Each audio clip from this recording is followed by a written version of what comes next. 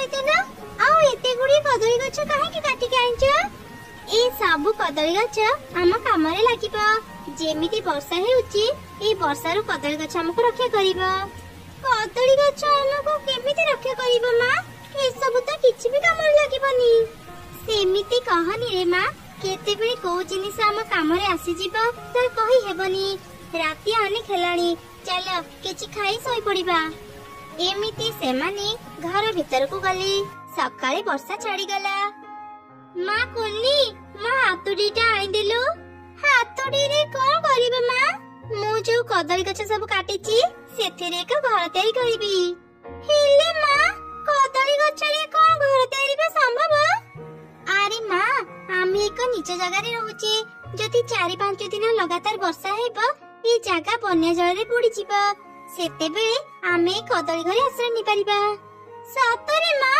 बन्या जल माडी आसिले आमे कदली घरे आश्रय नै परिबा तेबे ठीक अछि मां मु एबे तुमको हातडी आनी दउची तापरे कोनी ता मां को हातडी आनी देला मां चढ़े कदली घर तयारी करिबारे लागि पड़िला ठीक सेही समय रे ता पाख पड़ोसी काऊ सेठा पसिला कोन करे रिनु एते मन ध्यान देई तू कोन काम करूचु काऊ भाई मु भविष्यत पई काम करूची मु गोटे कदली घर तयारी करूची कोन कहिलु कदली घर एईटा ताहाले तोर भविष्यत अरे बोका वर्षा दिन रे के कदली घर तयारी करे जदी पारुचु काठरे घर तयारी कर वर्षा रो रक्षा पाइबु कदली घर केही भी तयारी करंतीनी तू से बेकार काम छाड़ी किछि भलो काम कर हसनी काऊ भाई एमिति भी समय आसीबा तुमे मते साहाय्य मागिबा तो कथा सुनी मते हस लागुची मोर एते खरा समय आसीनी जे मु तते साहाय्य मागिबा को जीबी तू तोर बोकामी काम करूथा मु चालिली एमिति कहि काऊ सेठारो चाली गला मां चढ़िता कथा को ध्यान न देई निज काम रे लागि पड़िला एमिति से दिन बीती गला सकाळु शीघ्र उठी मां चढ़ी पुणी थरे ता कदली घर तयारी करिबारे लागि गला सेपटे दुई भौणी कुन्नी आ मुन्नी नदी कूल को जाइथिले सेते बेले काऊ आ तोर झिया सह तांकर देखा हैला आरे कुन्नी मुन्नी सकाळु सकाळु तमे दुई जण नदी कूल को आसीच काऊ आंटी नदी कूल रे अनेक फळ गछ अछि आमी से फळ खाया पई एठा को चली आसिलु सब दिन तो तम मां फळ लेबा को आसी हेले आजि तमे दुई भौणी फळ लेबा को आसीच ओ बुझी गली तम मां तो से कदली घर तयारी करिबार व्यस्त थिबो ना सत्तरी तम दुई जण को मां बहुत बड़ बकी बेकार कामरी निज समय नष्ट करूची एमिति कि से तार दुई छक भी खाइबा देबा भी भूली जाईची जंगल रे समस्त तम मां ऊपर हसुचंती काऊ आंटी हम मां विरुद्ध रे किछि भी कहंतनी हम मां कदली घर तयारी करी एमिति कोन भूल करि देले जे समस्त तांको ऊपर हसुचंती हम मां बेकार किछि काम करंतीनी जहा भी करंती किछि ना किछि भलो पई करंती तम मां हसिबा भली काम करूची बोली समस्त ता ऊपर हसुचंती तम दुई जन को पूछी किछि लाभ नाही मोर बहुत काम अछि चल रे मां घर को जिबा एमिति कहे काउर स्त्री सेठार चली गला तार कथा सुनी कुनी आ मुनी मन दुखरी घर को फेरी आसिले आरी मो दुई जंकर कोन हैला एमिति मन दुखरी घर को फेरी आसिले जे मामा तमे कदली घर करछ बोली समस्त तम ऊपर हसुचंती हमको से सब सुनिबा को भलो लागिलानी सेति पे घर को चली आसिलु तमे दुई जण कहा कथा को भी कान दियनी अन्य माने को काम हेले कहिबा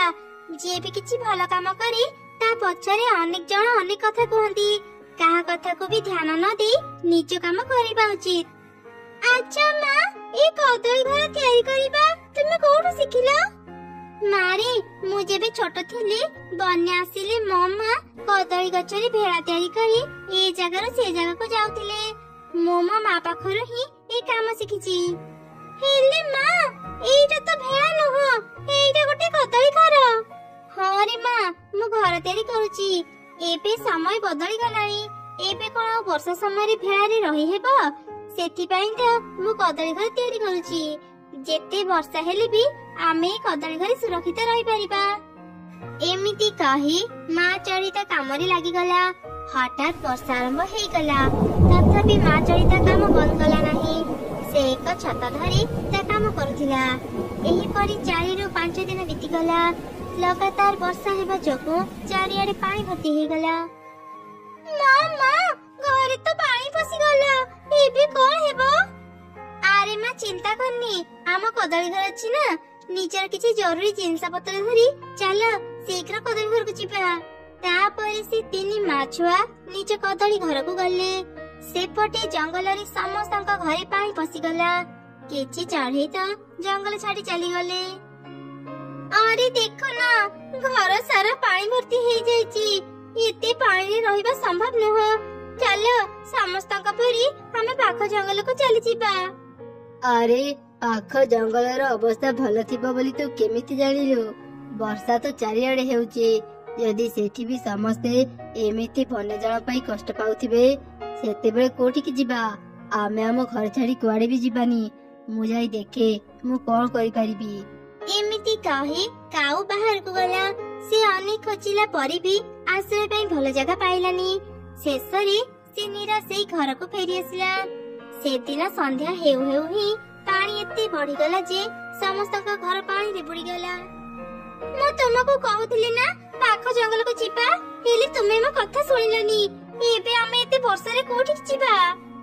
ସେମାନେ ଏପରି କଥା ହେବା ସମୟରେ ହିଁ ଚଢେଇର କଦଳୀ ଘର ଭାସି ଭାସି ତାଙ୍କ ପାଖକୁ ଆସିଲା।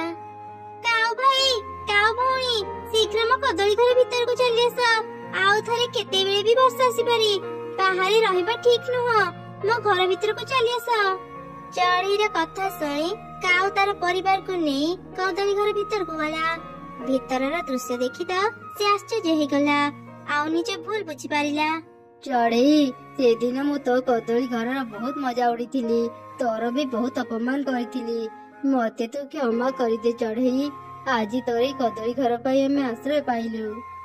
ଆରେ ଚଢେଇ, ତୁ ମତେ ବି କ୍ଷମା କରିଦେ। ମୁଁ ବି ତୋର ବହୁତ ମଜା ଉଡେଇଥିଲି। ସତରେ ଚଢେଇ, ତୁ ବହୁତ ଭଲ ଘରଟିଏ ତିଆରି କରିଛୁ।